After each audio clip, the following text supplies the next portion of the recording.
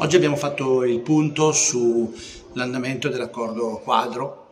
di sviluppo territoriale relativo al Lago di Varese, un accordo che negli ultimi 3 anni ha portato risorse e importanti risultati. Risorse, la Regione Lombardia ha investito 10 milioni di euro in azioni che sono andate a migliorare il reticolo fognario e la qualità dell'acqua del bacino del Lago di Varese e la qualità della situazione relativa alla biodiversità.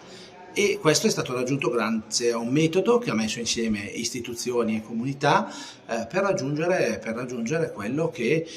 era il desiderio di un territorio, quello di rivedere finalmente balneabile un lago che ha delle caratteristiche unico nel territorio del nord Italia. Pensate che fino agli anni 60 era uno dei laghi più pescosi d'Europa. Ecco, l'obiettivo è ritornare a godere di questo bene importante indicativamente a breve arriverà la decisione dei comuni,